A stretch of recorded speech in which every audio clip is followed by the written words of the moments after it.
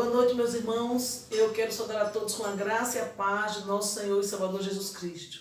Sejam todos muito bem-vindos a mais uma quarta-feira de culto de oração e doutrina na Primeira Igreja Batista aqui em Tibiri 2. Que vocês adorem ao Senhor junto conosco. Você convide o seu parente, seu esposo, sua esposa, seus filhos, se acomode e vamos juntos, mesmo separados ainda nessa forma na quarta-feira, adorar ao Senhor através do culto de oração e doutrina. Amém? Então eu gostaria de convidar você a fechar os seus olhos e nós vamos nos colocar diante do Senhor com uma palavra de oração. Amém? Pai querido, nós te louvamos, Senhor, neste momento, bendizendo o teu nome, te agradecendo a Deus pelo teu amor e tua graça que tem nos alcançado. Pai, perdoa, Senhor, os nossos pecados, meu Senhor, neste momento, para que nesta hora nós possamos estar diante de Ti, Senhor, como verdadeiros adoradores. Pai, Senhor, que o Senhor olhe para nós e encontre em nós verdadeiros adoradores, Senhor. Faça de nós o que não te agrada, meu Senhor, limpa o nosso coração, a nossa mente e nos faz cada dia mais perto de Ti, ó Pai. Neste momento, Senhor, nós queremos colocarmos no Teu altar, meu Deus, tudo que nós vamos dizer, ó Pai, tudo que nós vamos orar, a Tua palavra que vai ser ministrada, que o Senhor falar aos nossos corações. Que as nossas orações que vão ser feitas, as que eu vou fazer, a que os irmãos irão fazer em seus lares, que o Senhor venha estar contemplando e ouvindo, que a Tua palavra nos garantisse, que o Senhor incline os seus ouvidos para ouvir a petição do Teu povo. E no tempo do Senhor, no tempo certo, o Senhor irá nos responder para a glória de Jesus. Muito obrigada, Deus, pelo Teu amor, pela Tua graça. Muito obrigada, Deus, por essa forma, Senhor, que nós temos hoje de ainda continuar Te adorando de forma remota, meu Senhor, de forma virtual. Muito obrigada, mas que em breve nós estaremos juntos na Tua casa de oração para Te cultuar. Ó Deus, fica conosco mais uma vez, nos abençoe em tudo, Pai. Que Teu nome seja exaltado e glorificado através deste culto nesta noite. Em Cristo Jesus nós te oramos. Amém. Eu gostaria de convidar você a abrir sua Bíblia no Evangelho de João, capítulo 17. Nós vamos ler do 20 ao 24. Amém?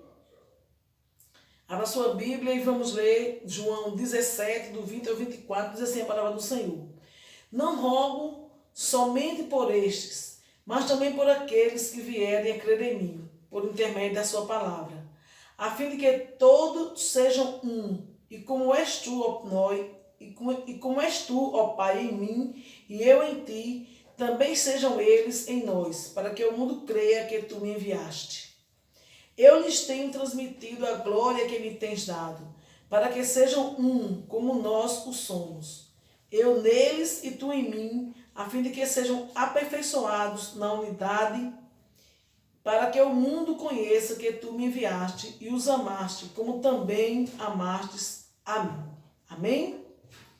E o versículo 24 diz assim: Pai, a minha vontade é esta, é que onde eu estou, estejais também comigo, os que me deste, para que vejam a minha glória que me conferiste, porque me amaste antes da fundação do mundo.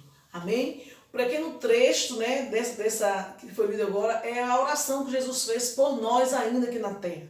Quando ele diz assim: eu não rogo somente por estes, pelos apóstolos, por aqueles que estavam no seu tempo, mas também por aqueles que vierem a crer em mim, que com certeza somos nós, são aqueles que vieram antes de nós e aqueles que vão vir também depois de nós. É a oração de Jesus pela humanidade. Que o Senhor aplique a sua palavra ali de nossos corações e que ela venha causar também esperança, e união e comunhão para a glória de Jesus. Querido, neste momento eu vou colocar diante do Senhor algumas petições, algum pedido de oração. Gostaria de pedir que, se você tem algum pedido de oração, que você também possa estar colocando diante do Senhor nesta noite, através da oração que vamos fazer logo mais. Então, primeiro nós queremos agradecer a Deus por tudo que Ele tem feito no meio do seu povo, através de nós, através da sua vida, da minha vida, através da igreja aqui na terra. Então, nós agradecemos pela saúde que Ele tem nos dado, pelo trabalho, pela vida, pelo fôlego da vida, porque nós devemos ir só unicamente a Deus, pela nossa família, pelos livramentos que Ele tem nos dado, aquele que nós temos visto e aquele que nós também não temos visto, que certamente são muitos. Nós queremos agradecer pela vida dos pais, que no domingo passado foi o memorial do Dia dos Pais, que o Senhor está abençoando cada pai, família, está dando saúde, provisão, trabalho para a glória do seu nome. Amém? Depois também tem outro agradecimento ao Senhor, uma bênção especial que você recebeu neste tempo, nesta semana. Né? Então você também coloque diante do Senhor, coloque o seu coração grato a Deus. Né? Seja grato ao Senhor por tudo que Ele tem feito, né? Pela salvação que Ele já nos deu em Cristo Jesus, nosso Senhor. Vamos orar também, colocando diante do Senhor as nossas famílias, né? Para que o Senhor continue abençoando, nos dando livramento, nos dando provisão, união, comunhão. Vamos orar pelos enfermos, não é? Nós sabemos que tantas pessoas têm ficado enfermas nesse momento. Então, que o Senhor venha abençoar com misericórdia, com a bênção da cura sobre essas pessoas. Né? Em especial, eu quero colocar neste momento o sogro da minha irmã, né, que se encontra internado aqui no Metropolitano. Que o Senhor venha estar abençoando a vida de seu Birinho, né, dando a ele livramento para a glória de Deus. E também te agradecendo, porque nós sabemos que ele tem respondido ao tratamento de sua enfermidade. Nós queremos continuar orando pelos profissionais da área de saúde, né, que Deus venha estar abençoando, dando também livramento a eles, uma vez que eles estão no combate direto a essa enfermidade que tem acontecido agora durante a pandemia. Que o Senhor venha estar abençoando todo o pessoal da área de saúde, né, que dá os hospitais em geral. Nós queremos orar mais uma vez, né, por porta de trabalho, né, para os desempregados. Que o Senhor derrame o seu amor, a sua graça, que haja, Senhor, portas abertas de emprego para aqueles que estão necessitados, precisando, né? Sejam homens, sejam mulheres, né? Sejam jovens, mas que o Senhor venha estar abençoando cada um com a bênção do trabalho. Né? Aqueles que estão esperando que suas empresas reabram as oportunidades, que o Senhor venha estar abençoando, né? E novos segmentos de economia venham estar sendo instaurados, né? Renovados, aquecidos, para que esses profissionais possam estar voltando aos seus trabalhos para a glória de Jesus. Né? E outros também vão estar com suas portas de trabalho para a glória do teu nome abertas, né? Que não falta nada no seu lar. E coloque dentro do seu pedido também de oração, do seu vizinho, do seu colega de trabalho, do seu irmão, da sua família. Coloque dentro do Senhor neste momento. Amém? Então feche seus olhos e ore comigo nesse momento, colocando esses pedidos que já foram ditos e os que você tem aí. E aquelas que estão no coração também, né? Tantas coisas nós temos que agradecer ao Senhor e a pedir. Mas a palavra de Deus diz que antes que a palavra nos venha à boca, o Senhor já sabe aquilo que nós vamos falar. Porque Ele é quem sonda e conhece os nossos corações. Mas Ele também se alegra em ouvir a nossa voz. Então, Pai querido, Pai amado, nós te bendizemos, Senhor, neste momento, te louvando, Senhor, te agradecendo, meu Pai, te exaltando, te glorificando através da tua igreja aqui na terra, através das nossas vidas. Muito obrigado, ó Deus, pelo teu amor, pela tua graça, pelo teu Filho Jesus Cristo, Senhor, pela tua escolha por cada um de nós, Senhor, pela salvação de cada um de nós, através do sangue de Jesus vertido na cruz do Calvário. Nós te exaltamos, Senhor, e te bendizemos. Neste momento nós queremos te pedir perdão pelos nossos pecados, meu Senhor, que o Senhor está nos limpando, meu Deus, derramando a tua graça sobre nós, para que, ó Deus, a nossa oração possa ser ouvida pelo Senhor. Porque a tua palavra diz que a única coisa que nos afasta de ti são os nossos pecados, as nossas transgressões. Então nós queremos te pedir, nos perdoa, Pai, para que as nossas orações cheguem ao trono da graça de Deus. Pai querido, nós queremos, Senhor, te louvar, te bendizer, te agradecer por tudo isso que tem feito por nós. Deus amado, pelos livramentos, ó Deus, pela saúde, por mais um dia, Senhor, de vida que o Senhor nos deu, pela noite de paz, de refrigério, de sono, de restauração. Deus amado, que o Senhor está, ó Deus, sarando, cuidando daqueles que têm sido acometidos com doenças, Senhor, que não terão sono, que perdem a noite de sono. Como é difícil, Pai, uma pessoa, ó Deus, passar a noite acordada.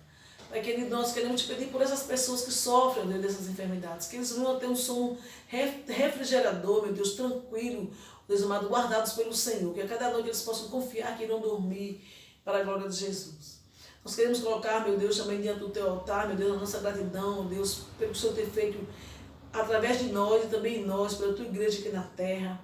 Meu Deus amado, pelo teu evangelho pregado, mesmo em meio à pandemia, Senhor, de forma remota, meu Deus, de forma virtual, mas nós não nos cansamos de pregar o teu amor, que as pessoas que não têm ainda, Senhor, te recebido através da fé, possam ser alcançadas pela pregação da tua palavra. Pai querido, nós queremos, Senhor, te bendizer por isso, Pai. Nós queremos colocar, Senhor, no teu altar neste momento, todos os enfermos, Senhor, da nossa cidade. Nós sabemos, ó Deus, que apesar de nós estarmos numa situação talvez mais cômoda, de queda do Senhor da pandemia, do Covid-19, mas nós temos visto que muitas pessoas têm ainda sido contaminadas. Muitos têm perdido suas vidas de seus familiares, ó Pai. Tem misericórdia, Pai. Alcança aqueles que perderam seus entes queridos, Pai, que estão enlutados. Que o Senhor vai derramar seu conforto sobre a vida de cada família. E por aqueles que estão enfermos, o Senhor está aguardando, abençoando, ó Deus, dando a cura, meu Pai, nos hospitais, em suas casas. Que o Senhor está aguardando e abençoando, não só de Covid, mas de qualquer outra enfermidade, Pai. Contempla aqueles que estão carecendo, Senhor, precisando da cura do Senhor. Pai querido, nós queremos também colocar no teu altar aqueles que estão precisando de trabalho, Senhor, neste momento, que perderam seus empregos, Pai, nesse tempo de pandemia. Meu Deus, que a tua misericórdia e graça possa alcançar os pais de família, as mães de família, que precisam de uma forma, de um meio de trabalho para sustentar os seus filhos. Pai querido, que o teu amor os alcance, que a tua graça os alcance, Pai, e eles possam, Deus, voltar ao mercado de trabalho com suas vagas garantidas, para que teu nome seja exaltado e glorificado através da vida deles. Pai querido, nós queremos te pedir, ó Deus, pelos profissionais da área de saúde, Senhor, todos aqueles que trabalham em hospitais, Senhor, que eles possam estar sendo guardados, protegidos pelo Senhor, principalmente aqueles que estão de frente, direto, os médicos, os enfermeiros, técnicos de enfermagem, os nutricionistas, fisioterapeutas, enfim, assistentes sociais, psicólogos, aqueles que estão direto, ó Deus, ligados com aqueles que estão isolados nos hospitais. Que o Senhor venha estar abençoando e guardando a vida deles, Senhor, com teu amor, com tua graça protetora. Pai, muito obrigado pela tua igreja que tem se reunido, se levantado, Senhor, diuturnamente, para orar ao Senhor, clamando a Deus pelas tuas misericórdias, pela nossa cidade, pelo nosso estado, pelo Brasil e pelo mundo. Ó Pai querido, renova, Senhor, as nossas forças. Renova em nós a esperança, meu Deus, a graça, Senhor, que nós estamos precisando. Deus, nesta noite nós queremos te pedir também mais uma vez, ó Pai, pela ministração da tua palavra, que o Senhor fale aos nossos corações, Senhor, aquilo que tu queres, que nós estamos precisando ouvir, não aquilo que nós queremos ouvir. Deus amado, que o ensinamento nesta noite seja, Senhor, de alimento, de esperança, Senhor, seja de conforto, de consolo e de crescimento espiritual. Muito obrigado, Deus, pela tua palavra, Deus, que é alimento, que nos ensina, que nos fortalece. Obrigada por tudo, Pai, fique conosco em todo o restante deste culto. Nós te oramos, Senhor, te pedindo que o Senhor receba nesta noite o louvor, a glória, a majestade e a honra, no nome santo de Jesus Cristo. Amém.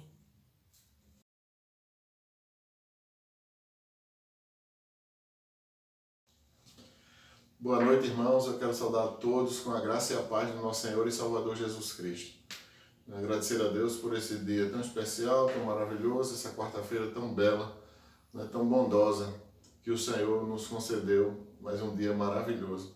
Que nessa noite a gente possa mais uma vez estudar um pouco da porção da Palavra de Deus, para que a gente possa crescer espiritualmente, para que nós adquiramos em nossa inteligência, em nossa sabedoria, a inteligência espiritual. É isso que Deus quer, que nós consigamos isso a cada dia. E como é que acontece isso, pastor? Nos afastando do pecado, da vida pecaminosa, e nos santificando a cada dia, buscando o conhecimento da palavra de Deus, servindo a Ele e adorando. Então, vamos orar. Nós estaremos estudando nessa quarta-feira o capítulo 3 do livro de Hebreus, um livro maravilhoso que fala sobre esse sacerdócio extraordinário, que nós vamos aprender não só para os pastores, não só para os líderes, mas o livro de Hebreus fala do sacerdote, que são todos os cristãos, todo aquele que é convertido ao Senhor, ele é um sacerdote, tá bom? Ele cuida da sua própria igreja, que é o seu corpo, a sua vida. Oremos ao nosso Senhor. Pai Santo, nós queremos te agradecer por essa quarta-feira tão maravilhosa, por tudo que o Senhor tem feito por nós, ó Deus, e por essa razão nós estamos alegres. Muito obrigado, Deus, pela tua palavra, obrigado pela tua igreja. Obrigado, Deus, porque, Senhor, dias como esse nós estamos a estudar a tua palavra. Ó Espírito de Deus, nós oramos ao Senhor e pedimos que o Senhor nos ilumine a nossa mente, abra o nosso entendimento, para que a gente venha conhecer a tua palavra, venhamos a crescer espiritualmente, ó Deus, e venhamos a ter alegria no coração de te servir, de pregar o Evangelho, Senhor, porque o Senhor nos chamou para pregar a tua palavra a toda criatura em toda a face da terra. Então, Deus, muito obrigado, abençoa a tua igreja nessa noite, é assim que te oramos em nome de Jesus. Amém. Irmãos, A base desse texto aqui, do capítulo 3, né, que eu deixo para que a gente vá acompanhando os versículos, a base desse texto, do capítulo 3 do livro de Hebreus, ele vai trazer aqui o pensamento do autor. Como é que o autor, aos Hebreus, né, ele enxerga, tá certo? Então, o que é que o autor aos Hebreus enxerga? Ele tem uma convicção clara, né, que é a plena e suprema revelação de Deus através de Jesus Cristo, seu Filho. Tá? Então ele vem mostrar claramente aqui a convicção que o autor aos Hebreus, a esse livro, a Epístola aos Hebreus, da convicção que o autor, quando ele escreve essa carta, ele tem sobre a revelação de Deus na pessoa de Jesus Cristo. Então nós vamos perceber a partir do versículo 1, não é? Do livro de Hebreus. Abra a sua Bíblia em Hebreus 3 e você vai ver no versículo 1 que ele diz assim: portanto, santos irmãos, né? Ou seja, os irmãos separados, que pertencem à igreja, separados para Deus, participantes do chamado celestial, fixem os seus pensamentos em Jesus, apóstolo e sumo sacerdote, que confessamos ele. Então, o que é que o autor está dizendo? O que é que ele está nos instruindo? Para que a gente fixe os nossos pensamentos em Jesus. E ele vai chamar Jesus de apóstolo, né, e de sumo sacerdote. Mais na frente, ele vai dizer para que nós olhemos para Cristo. Né? Lá em Hebreus capítulo 12, versículo 2, ele vem dizer: nós devemos olhar para Cristo, que é o autor e consumador da nossa fé. Então ele não perde de maneira nenhuma essa convicção para disciplinar os discípulos do Senhor, né, os crentes que são lavados e remidos no sangue do Cordeiro, a olharem para Jesus. E como é que nós fixamos o olhar para ele? Estudando a palavra, conhecendo a identidade de Jesus, né, o poder que está sobre o Senhor Jesus, tá? O selo de Deus que está na pessoa de Jesus, a partir dos milagres, a partir da ressurreição, de tudo que aconteceu, né, do sacrifício vicário do Senhor, nós vemos claramente esse selo de Deus, o poder, não é, que estava sobre o Senhor Jesus, o poder da vida, né, a vida estava nele. Glória a Jesus por isso. Por essa razão, o autor vem dizer: fixem seus pensamentos em Jesus. Ele vai chamar de apóstolo e de sumo sacerdote, o qual nós confessamos ele um dia em nossas vidas, não é?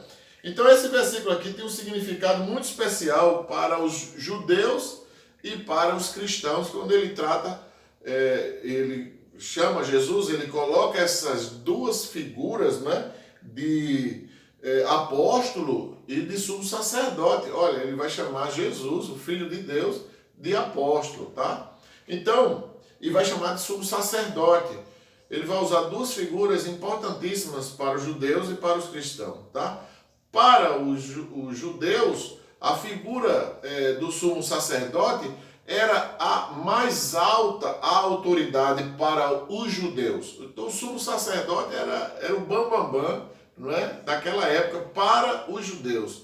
Não é? Os apóstolos, a figura do apóstolo vai ser a mais alta autoridade para os cristãos daquela época, tá bom? É tanto que os cristãos, eles viviam sobre a doutrina dos apóstolos, como diz Atos 2, do 42 ao 47, ou seja, o procedimento, a maneira como viviam os apóstolos, assim viviam os cristãos. Então, os apóstolos, a figura dos apóstolos aí é a figura de mais alta autoridade para a cristandade naquela época, tá certo? Então, do versículo 1 ao versículo 6, não é? Diz assim, eu vou ler do 1 ao 6, não é? Que vem dizer claramente que Jesus aqui, ele é maior que Moisés, né? Porque nós vamos perceber isso sobre essa figura de Moisés para os judeus todos, na vida dele e tudo. E Jesus, o autor dos Hebreus, vai dizer que Moisés, sendo essa grande, maior referência que os judeus tinham para trás, Jesus é superior a Moisés. Nestes versículos de 1 ao 6 nós vamos perceber isso claramente. Então o texto diz assim, do 1 ao 6, portanto, santos irmãos, participantes do chamado celestial, fixem os seus pensamentos em Jesus, apóstolo e sumo sacerdote que confessamos. Ele foi fiel àquele que o havia constituído, assim como Moisés foi fiel a toda a casa de Deus. Versículo 3. Jesus foi considerado digno de maior glória do que Moisés, da mesma forma que o construtor de uma casa tem mais honra do que a própria casa. Pois toda casa é construída por alguém, mas Deus é o edificador de tudo. Versículo 5. Moisés foi fiel como servo em toda a casa de Deus, dando testemunho do que haveria de ser dito no futuro. Versículo 6. Mas Cristo é fiel como filho sobre a casa de Deus, e esta casa somos nós. Louvado seja Deus por isso, né? Se é que nos apegamos firmemente à confiança e à esperança da qual nos gloriamos, que é Jesus. Ou seja, ele vai fazer essa apresentação de Jesus superior a Moisés, e se a nossa expectativa e a nossa crença deve ser nele, né? Se é que realmente nós estamos firmados no Senhor Jesus Cristo, tá bom? Então aqui, o que é que nós vamos perceber aqui nesse texto, né? Que de 1 ao versículo 6, o autor emprega diferentes figuras, né, para explicar a relação de Jesus Cristo com os crentes. Então nós percebemos aqui a figura do apóstolo, certo? Então o apóstolo, aqui a figura do apóstolo, é aquele enviado, tá certo? Então aqui, quem são os apóstolos? São aqueles enviados por Deus. Os 12 apóstolos, eles têm um dom especial, porque Jesus os chamou pessoalmente. Era o próprio Jesus chamando cada um. Venham após mim que eu vou fazer vocês pescadores de homens. Tá? E nós somos hoje chamados pelo Espírito Santo. Não foi pessoalmente por Jesus. Tá? Então aí nós temos o dom do apostolado com missões específicas enviados, mas nós não fomos chamados por Jesus diretamente, pessoalmente, fisicamente, como foram os 12 apóstolos e o apóstolo Paulo, né, no caminho para Damasco. Então é apenas nos dons espirituais existe essa diferença, que esse dom que foi dado aos apóstolos não existe mais, porque Jesus chamou eles pessoalmente. Isso faz uma diferença? Faz. Uma diferença muito grande, né? Claro. Então, nós vamos ver aqui a figura do apóstolo. Nesse texto, nós vamos ver a figura, ainda no versículo 1, né? Sobre a figura do sumo sacerdote. E vamos ver no versículo 6, essa figura do governante da casa de Deus, não é? Que é Jesus. Então, nessas três figuras apresentadas aqui, do versículo 1 ao versículo 6, pelo autor da carta aos Hebreus, nós vamos ver que esse apóstolo ele é enviado por Deus. Então, se ele é enviado por Deus, nós devemos escutá-lo. Tá certo? Então, é esse aprendizado que nós começamos a ter nessa noite, né? Então, se Jesus é o apóstolo de Deus, ou seja, então ele foi enviado por Deus. É tanto que Jesus, no Evangelho de João, ele vai dizer, a vida eterna é essa, que vocês creiam, né, que Jesus foi enviado pelo Pai à terra, tá certo? Ou seja, ele é o enviado de Deus, ele é o mensageiro de Deus. Então, se ele é o apóstolo de Deus, então o que é que o autor dos Hebreus está nos ensinando? Que nós devemos escutar Jesus Cristo de Nazaré, tá? A outra figura aqui é a figura do sumo sacerdote, né? Então a figura do sumo sacerdote, se Jesus, ele tem e foi chamado pelo autor dos Hebreus como esse sumo sacerdote de Deus, né? Segundo ele vem tratar aqui também no livro da ordem de Melquisedeque, que seja, o Melquisedeque lá atrás, no Antigo Testamento, ele é, na realidade, a figura do Senhor Jesus. É tanto que ele traz pão e vinho, não é? Naquela época, para receber toda a gratidão ali de Abraão, né? Quando vence os 4 reinos, né? E dá o dízimo de tudo ali, na presença de Melquisedeque, que é a figura da pessoa de Jesus lá, o protótipo de Jesus lá atrás, tá? Então nós vamos ver que mesmo lá na frente depois, quando Moisés recebe a ordem de Deus para ser, da última praga, para imolar um cordeiro, sacrificar um animal, né, para cada família assim poder comer o cordeiro de Deus, né? Mas muito antes de Moisés estava lá Melquisedeque, já com o vinho e o pão, não é? E Abraão adora o Senhor ali naquele momento. Então, se Jesus, para o autor dos Hebreus, ele é essa figura do sumo sacerdote, tá bom? Então, qual é o ensino? Que nós devemos entender que por meio dele nós vamos a Deus. Se ele é o sumo sacerdote, então nós só vamos chegar a Deus através dele, não é? Até que ele vem, Paulo escrevendo a Timóteo, não é? 2 Timóteo 2,5 vem dizer, Jesus é o único mediador entre Deus e os homens, não é?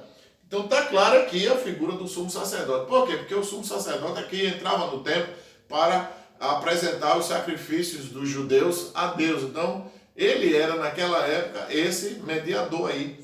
E que Jesus Cristo vai ser esse sumo sacerdote de Deus. Então, se ele é o sumo sacerdote de Deus, nós vamos chegar à presença de Deus, claro, por meio dele, né?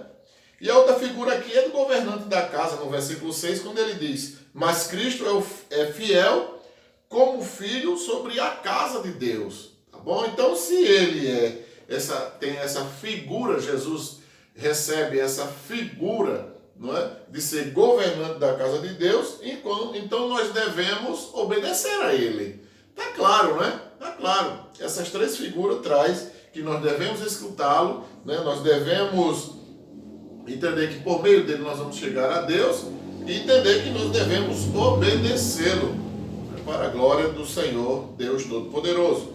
E aqui, irmãos, qual é o aprendizado que nós temos aqui quando olhamos para a matriz desse texto aqui do capítulo 3 e conhecendo as Escrituras, nós vamos perceber que a Bíblia ela é cheia de diferentes nomes dados a Jesus Cristo, né? Nós vamos ver alguns aqui, não é? E cada uma delas, né, cada uma dessas figuras que é dada ao Senhor Jesus, não é? Ela revela algo mais de sua natureza, tá bom? Então é através dessas figuras que Jesus se dado a conhecer, que nós vamos conhecer com mais profundidade acerca da natureza divina, né?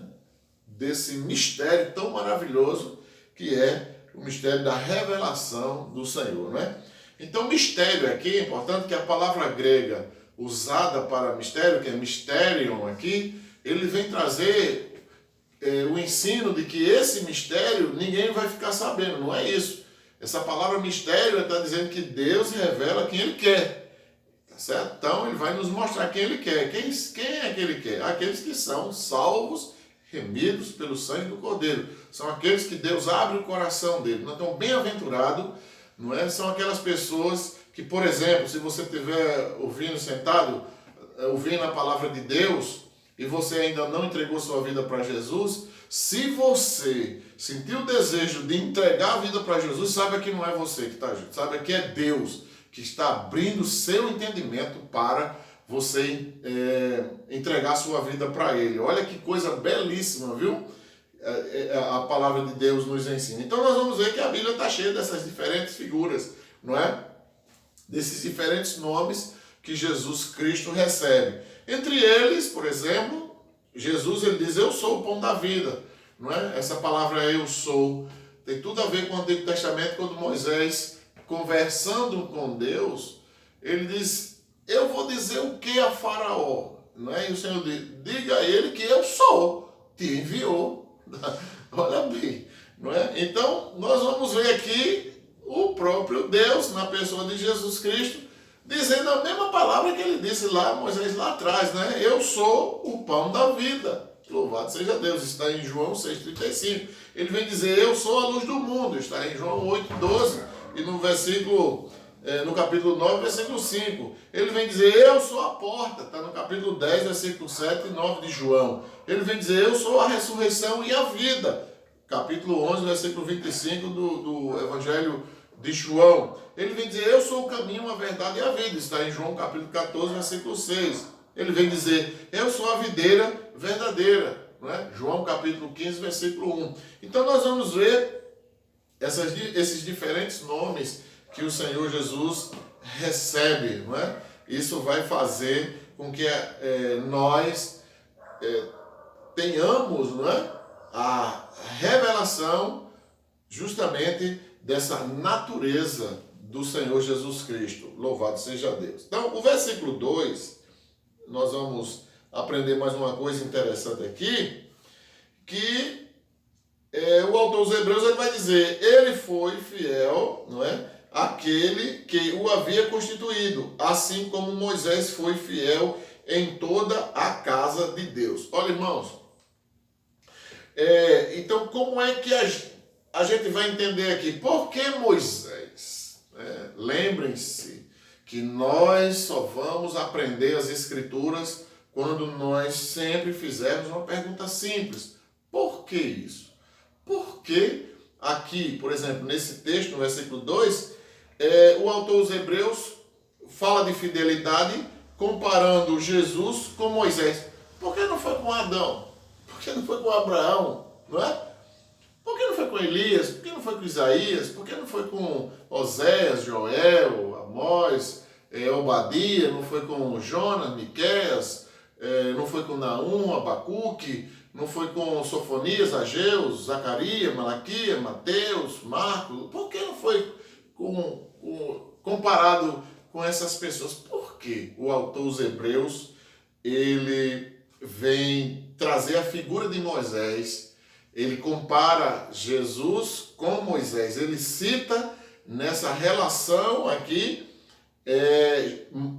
Moisés comparado com Jesus. Jesus comparado com Moisés. Por que ele vem dizer que a fidelidade de Jesus é semelhante à fidelidade de Moisés? É algo bem interessante. Por isso que é importante que quando você estiver lendo a Bíblia, você esteja atento para fazer as perguntas. Caso você não a encontre, você busque ajuda, orientações. Pode ser do seu professor da escola bíblica e pode ser dos pastores que a igreja tem. Né? Qualquer um deles estão aptos, claro, para ensinar. Caso os pastores não saibam a resposta, né? Porque não se sabe de tudo, né? Ninguém sabe de tudo, mas porventura se os pastores não souberem, certamente os pastores vão estudar, vão procurar e vão trazer a resposta com segurança, assim como os professores também da Escola Bíblica Dominical, assim como os líderes da Igreja do Senhor.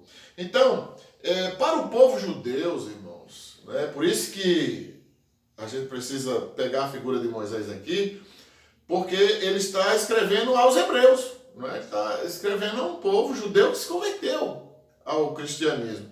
Então, Moisés aqui foi um grande herói. Né? Moisés foi o cara, tá certo?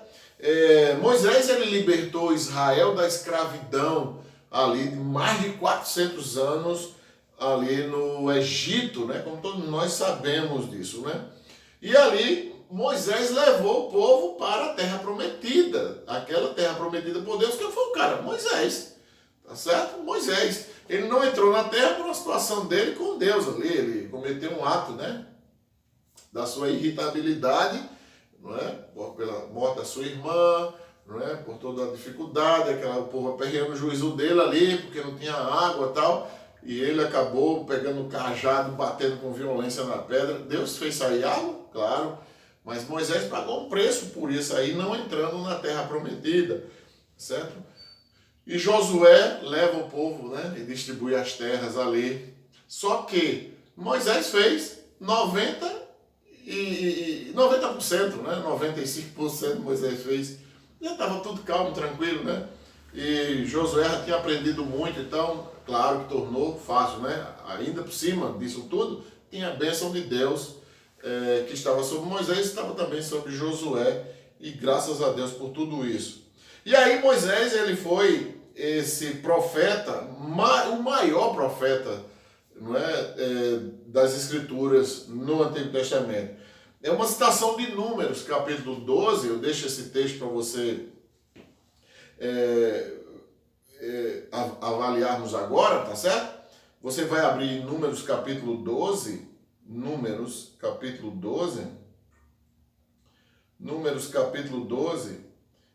nós vamos ver do versículo 6 até o versículo 7, e ele disse: ouçam as minhas palavras. Quando entre vocês há um profeta, presta atenção, quando entre vocês há um profeta do Senhor, né? Aí ele se refere a Elias, a Eliseu, tá certo? A Isaías, a Jeremias, a Ezequiel, a Daniel e todos os outros 12 profetas menores que eu já citei aqui. Então, o que é que a palavra de Deus está dizendo? O que é que Deus está falando aqui nesse versículo 6 do capítulo 12? Ele diz: ouçam as minhas palavras.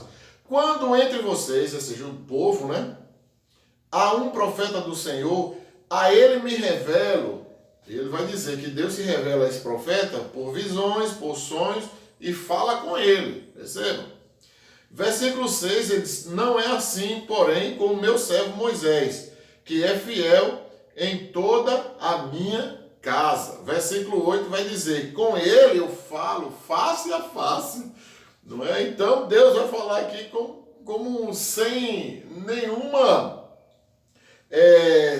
enigma. Deus vai falar aqui, não vai falar por enigmas com Moisés, segundo o texto, né? Mas vai falar como um amigo conversa com outro. Olha que coisa poderosa. Então Moisés é visto, claro, pelos judeus como o maior profeta.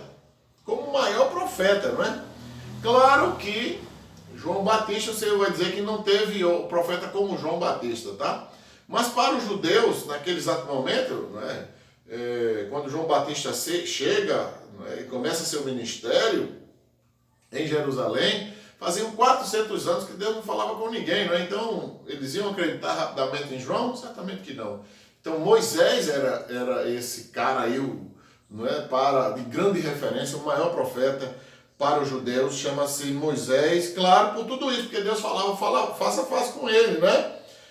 E aí Moisés, pelas escrituras, Moisés difere de todos os outros profetas, não é? Tá certo? Por quê? Porque ele tirou o povo do Egito, da escravidão, ele levou o povo para a terra prometida. Outra coisa, que Moisés, ele foi aqui o receptor, não é? Dos 10 mandamentos, meu irmão. Ele viu a teofania de Deus, a manifestação de Deus ali no Monte Sinai, escrevendo os 10 mandamentos, né? Que isso é chamado de teofania, que é a Deus usando a natureza para se revelar ao homem, não é? E de forma inteligentíssima, porque até as pessoas muitas vezes perguntam: quem escreveu as escrituras a Bíblia foram os homens, e os 10 mandamentos, quem foi? Quem primeiro escreveu as escrituras foi Deus, meu amigo. Não foi o homem, não. O homem foi, segundo Pedro, a primeira epístola de Pedro 1:21, Pedro vai dizer que esses homens foram inspirados por Deus, não é? Mas do ponto de vista bem transparente, claro e fácil, inteligível, a gente vai ver quem criou as escrituras foi Deus, quando ele escreve o decálogo, né? Então Moisés é esse homem que recebe de Deus. Deus fez o tablet, né? Escreveu ali na pedra. E destacou, Moisés só fez tocar nas pedras já destacadas assim, quando ele pegou, ela estalou da grande pedra, né? Do grande rochedo. Saíram os 2 tablets e ali ele desceu para apresentar ao povo os 10 mandamentos de Deus, não é? E aqui, Deus falava face a face. Moisés, ele foi fiel a Deus, ele foi chamado aqui por Deus, tá certo? E ele foi fiel, além de libertador de Israel, não é? Ele prepararia também o caminho do Messias. É algo interessantíssimo. Então, o que é que nós vamos perceber aqui também? Foi só Moisés que preparou o caminho para o Messias? Não. Todos os crentes obedientes do Antigo Testamento, todos eles contribuíram para apresentarem, para preparar o caminho do Messias, Filho de Deus. Versículo 6, nós vamos perceber no versículo 6 do livro de Hebreus, né, que é o nosso livro que nós estamos a estudar, capítulo 3, versículo 6, nós vamos ver que o Senhor diz assim: mas Cristo é fiel como filho sobre a casa de Deus, e esta casa somos nós. Olha aí, então ele já está trazendo essa figura salvífica do Senhor e o corpo do homem agora como o templo do Espírito Santo, configurando aquilo que o apóstolo Paulo diz, né? Em 1 Coríntios 3,16, capítulo 6, versículo 19, também 1 Coríntios. Não sabeis vós que sois o santuário de Deus e que o Espírito de Deus habita em vós? Então, Cristo deve ser considerado o apóstolo da nossa confissão, não é? O mensageiro aqui enviado por Deus aos homens é Jesus Cristo. Por isso que o autor diz que Jesus é o apóstolo, é o sumo sacerdote, né? É o grande revelador da nossa fé, tá certo? Porque em Hebreus 11:6 vem dizer: ora, sem fé é impossível agradar a Deus. Por quê? Porque é necessário que todo aquele que se aproxima de Deus creia que Deus existe. E que Deus é que é o premiador, é aquele que vai coroar você, não é?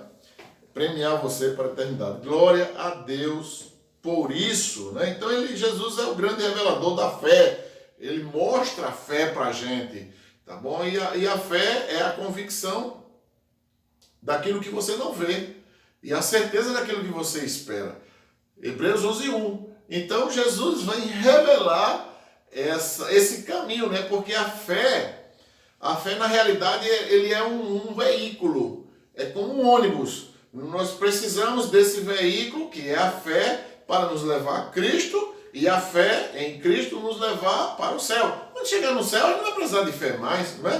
Porque nós estaremos com o Cordeiro de Deus para sempre. Aleluia, louvado seja Deus. Então é nessa esperança que nós confessamos ter Jesus como o quê? Ter Jesus como o nosso Salvador, não é? Ter Jesus como o nosso curador. Jesus nos curou, irmãos, não é? Jesus curou a nossa alma. Louvado seja o seu nome.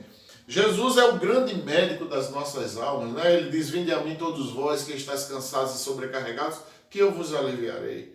Tomai sobre vós o meu jugo que é suave, o meu fardo que é leve, e aprendei de mim que sou manso e humilde de coração. E aí encontrarei descanso para as vossas almas. Então, Jesus, ele é o grande médico da alma do ser humano, tá certo? Então, quando nós estamos em conflito dentro de nós devemos, claro, sempre recorrer ao mestre dos mestres, ao médico das nossas almas, que é Jesus. E aí, quando a gente conversa com ele, nós percebemos de uma maneira poderosa Cristo, a esperança da glória de Deus, né, confortando, aliviando a nossa alma. Não é? Nós percebemos aqui o poder sobrenatural quando nós estamos orando, confessando os nossos pecados a Jesus, confessando a Deus, abrindo a nossa boca, mostrando as nossas fraquezas, né? As nossas frustrações, a nossa incapacidade, pedindo a Deus que Ele nos dê a força, o poder, para que a gente possa enfrentar todas as mazelas que nós temos dentro de nós, claro, causados pelo pecado, que ele é degenerativo, ele vai destruindo o homem por dentro. Mas Cristo, ele nos dá a vida eterna, ele nos dá a força que nós precisamos para vencer o pecado, né? Então, Cristo em nós, a esperança da glória. Então, nós vamos agora a partir do versículo 7 ao versículo 15, e nós vamos perceber o que é que o autor aos Hebreus, depois que ele faz essa apresentação através dessas figuras de Cristo como apóstolo enviado de Deus e Cristo como o sumo sacerdote, não é, que vai nos conduzir ao Pai, nós vamos perceber agora do versículo 7 ao versículo 15, não é? Um aviso contra a incredulidade, tá certo? Então o que é que diz o texto? Assim como diz o Espírito Santo, versículo 7. Hoje, se vocês ouvirem a voz de Deus, a sua voz, Não endureçam o coração, como na rebelião durante o tempo da provação no deserto, né? Quando muitos lá, judeus, adoraram o bezerro de ouro e não quiseram se submeter às leis de Deus e ao comando do seu servo Moisés, e ali Deus abriu uma grande cratera, né? Abriu até uma fenda na terra, e ali caíram e morreram muitos, ficaram perdidos no deserto, foram para o inferno, claro, né? Foram desobedientes. Versículo 9, onde os seus antepassados me tentaram, né? Quando foram adorar ao bezerro de ouro, né? Claro, fazendo a cabeça ali de Arão, né? O bichinho de Arão, meu Deus, enfiou o pé na jaca ali, né? O bichinho Mas Deus teve misericórdia, né? Porque Arão era um sacerdote meio desorientado, né? O bichinho, né? Mas o Senhor teve misericórdia, compreendeu as limitações ali de Arão, né? Até porque Arão era irmão de Moisés, né? Isso tudo contribuiu, e ele ficou sobre o peso da responsabilidade daquela multidão toda pressionando ele. Acabou o bichinho cedendo a essas tentações. Mas o Senhor aqui, através do autor dos Hebreus, vai falar que os antepassados ali tentaram o Senhor, não é? E nós não podemos tentar a Deus de maneira nenhuma, porque é pecado a gente tentar a Deus, não é? Não, de maneira nenhuma. Não faça isso não, porque certamente você vai se dar mal. Ok? Então, versículo 9 ainda. Depois de tentar a Deus. Pondo-me à prova, apesar de, durante 40 anos, terem visto o que eu fiz. Olha mesmo, o Senhor diz, olha, eles me tentaram, mesmo sabendo que eu fiz, abençoei eles 40 anos. Irmãos, olha a incredulidade, como é complicada. Imagine você no deserto, todas as manhãs, quando você acordar, tem comida no deserto para você comer. Não é uma pessoa, é uma multidão, não é? Milhares e milhares e milhares de pessoas comiam todas as manhãs, 40 anos. Quando era noite, também tinha comida, no final do anoitecer, tinha comida para eles comerem. Olha só, durante o dia, para o sol não queimá-los nem matá-los, não é? Por insolação e outros fenômenos provocados pelo excesso de calor, Deus colocava uma nuvem escura entre o sol e o seu povo, né? E nada acontecia. À noite, por causa da escuridão, Deus colocava essa nuvem, ela ficava como uma luz acesa, né? Como um farol iluminando aquela multidão, aquelas tendas todas espalhadas pelo deserto. E isso, irmãos, não é? Foi só isso? Não, foram milhares e milhares de milagres que Deus fez ali, queridos. Entre eles, as roupas. Lá não tinha shopping, não tinha shopping, não tinha lojas de ruas, né? Para que eles fizessem as compras. E as roupas dele compravam onde? Não tinha mercador, eles estavam no deserto, irmãos, no deserto. E por 40 anos as roupas dele nem as sandálias se toraram. Olha, você crê? Eu creio, né? Eu creio no Deus que tudo pode. Aleluia, tá? Então, essa incredulidade aqui vai ser terrível. Versículo 10 vem dizer, por isso fiquei irado. Deus vem dizer, eu fiquei irado contra aquela geração e disse, os seus corações, não é? Que é a mente, a alma e o corpo, os seus corações estão sempre se desviando. Olha só, e eles não reconheceram os meus caminhos. Você vê a incredulidade, o que é que ela é capaz de fazer na vida espiritual do ser humano, né? Assim jurei na minha ira, jamais entrarão no meu descanso. 12. Cuidado, irmãos, para que nenhum de vocês tenha coração perverso e incrédulo, que se afaste do Deus vivo.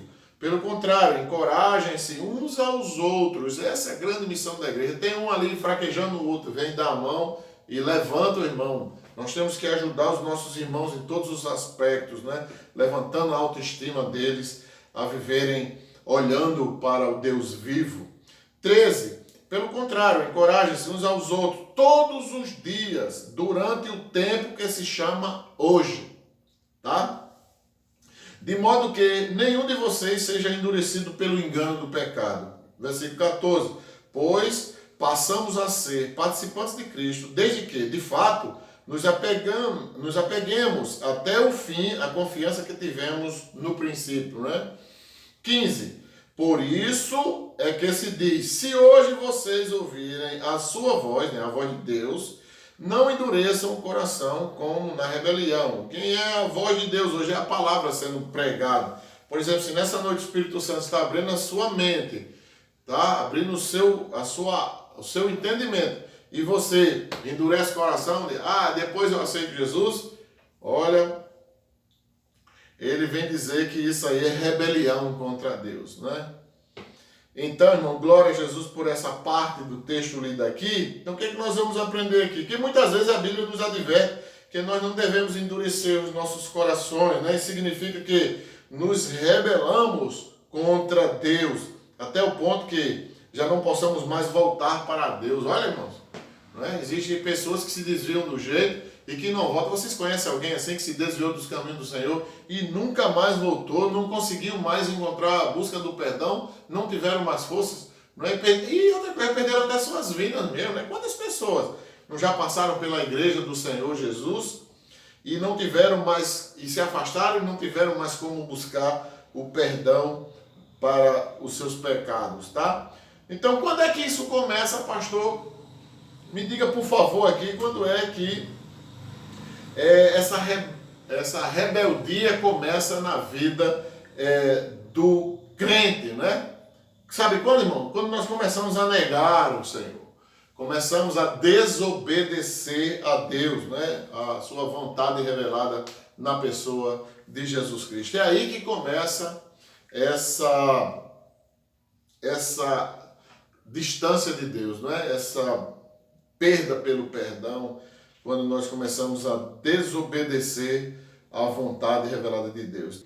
Versículo 11, ele diz no versículo 11, assim jurei na minha ira, jamais entrarão no meu descanso. Então o que é que isso aqui quer dizer? Então o nosso coração nos separa, irmão, do Deus vivo, tá certo? Nosso ser pecaminoso, exceto o Espírito, o coração, o homem, ele está ali separado do Deus vivo. Quando negamos a acreditar no Senhor, ali estamos separados de Deus, tá? E quando nós cremos no Senhor, a aliança é feita imediatamente por causa do sangue do Cordeiro, ali na cruz do Calvário, e para trás, no Antigo Testamento, o sangue daqueles cordeiros que eram imolados, né, dentro do templo pelo sacerdote, e era como um cheque pré-datado ali, né? Sacrificava e já os seus pecados eram perdoados pela fé no Cordeiro de Deus, que iria tirar o pecado do mundo lá na frente, tá? Então, se nós resistirmos em nossa incredulidade, finalmente Deus deixará essas pessoas sozinhas, irmãos, não é? Olha, no livro do Apocalipse, ele vem dizer o seguinte, ele diz, lembra-te, pois, de onde caíste, não é? Arrepende-te, porque senão eu virei até a ti e tirarei do teu castiçal a luz. Olha, irmãos, se Deus tirar a mão da nossa vida, da vida do crente, olha, não tem coisa pior nesse mundo, sabe? É pior do que o incrédulo. Aliás, é pior do que o pagão, porque ele está cego lá e ele morre nem cedo que está separado de Deus. Vai saber depois, né? Mas o crente que é revelado à luz de Deus, ele conhece o Senhor. Jesus vem dizer, aquele que me conhece e me abandona, melhor seria para ele colocar uma pedra no pescoço e jogar ao mar, né? O que é isso? É sufocamento. O crente ele vai viver aqui, mas sufocado. Tudo dá errado na vida do crente que se afasta dos caminhos do Senhor, sabe? Preste atenção, pode olhar, não tem uma pessoa que conheceu Jesus e se afastou de Jesus e vive bem, não tem uma. Então o versículo 13 aqui vem dizer, pelo contrário, encorajem-se uns aos outros nos dias a dia, durante todo o tempo que se chama hoje, né? Nós temos que motivar os irmãos, ou seja, os dias de tentações, irmãos, são os dias mais dolorosos da vida de um crente, né? Quando as tentações chegam ali, aquela provocação da tentação para pegar você mesmo assim, fazer você cair no pecado. Olha, irmãos, esse é um momento muito difícil. Então, o pecado que engana as pessoas, claro, essa força pecaminosa, né, trazida pelas vontades da cobiça, dos desejos humanos, a qual nós estamos sujeitos a ele, claro, né? Então o pecado parece ser justo, mas na realidade ele é vil, né? Ele é cruel, o pecado ele é cruel, né? As pessoas pensam que o pecado é justo.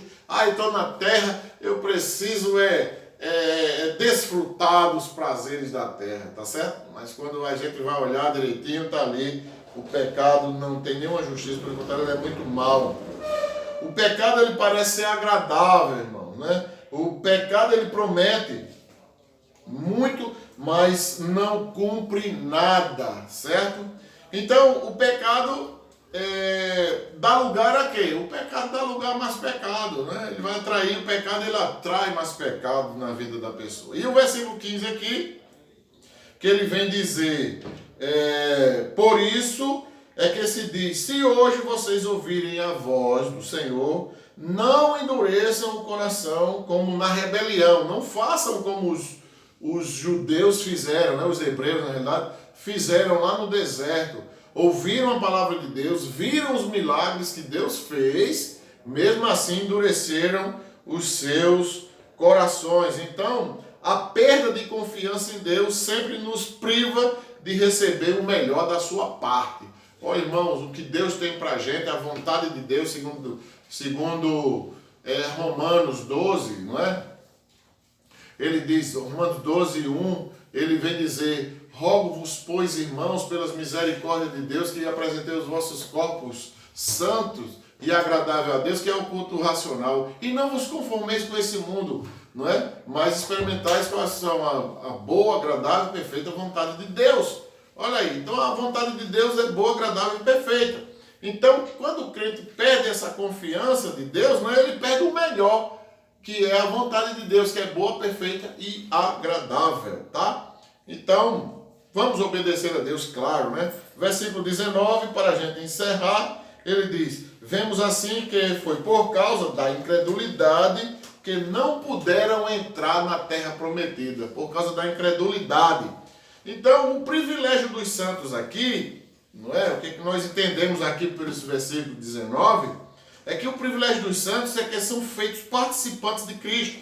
Isso é do Espírito Santo, é a natureza, são as virtudes, a justiça e a vida do Senhor, irmão. Na nossa vida tem coisa melhor no mundo, não é? Do que você ser um privilegiado de ter de Deus a natureza do Senhor dentro de você, as virtudes de Deus, o poder de Deus dentro da sua vida, a justiça de Deus, a vida do Senhor dentro de você. Não tem coisa melhor. Por isso que nós, quando ouvimos a palavra de Deus, não devemos endurecer os nossos corações, não é? Então, concluindo, glória a Deus nas alturas, tá? Então, concluindo, a perseverança na fé é a melhor prova da sinceridade de nossa fé. A melhor coisa que pode acontecer, irmãos, na vida de uma pessoa é a alegria de participar da salvação que há em Cristo Jesus, o nosso Senhor. Que Deus nos abençoe e vamos agora orar, né? Apresentar a Deus todos os pedidos dos irmãos, agradecimentos, e interceder cada dia para que a gente, de maneira alguma, caiamos em tentações, né? Mas que o Senhor nos livre de todo mal. Oremos ao nosso Deus. Pai Santo, obrigado, Deus, por tudo, Senhor. Obrigado, Deus, porque o dia de hoje, porque o amanhã, ele não tem como voltar, Senhor. E o ontem não tem como voltar, e o amanhã não nos pertence, meu Deus. Então, meu Pai Santo, que vale é hoje. Então, Deus nos abençoa hoje, Senhor, nos livra do mal, recebe a nossa gratidão, a nossa alegria, Senhor, nosso louvor. Abençoa a tua igreja, o teu povo, os teus filhos, meu Senhor. Visita, meu Deus, em nome de Jesus, trazendo conforto aos enfermos. E nós oramos por eles, Senhor. Oramos por Edilane, oramos por Ana, Senhor. Oramos, ó Deus, por Nito. Oramos, Deus, por todos os enfermos, Senhor. Que o Senhor, Deus, restaure a saúde dos teus filhos. Senhor, cure os teus filhos para a glória do nosso Deus. Que o teu sangue, Senhor, cubra a tua igreja, Senhor. E que Satanás, de maneira alguma, Senhor, possa encontrar, Senhor, a tenda dos teus filhos. Muito obrigado, Deus, por tudo. É assim que nós oramos no nome de Jesus Cristo.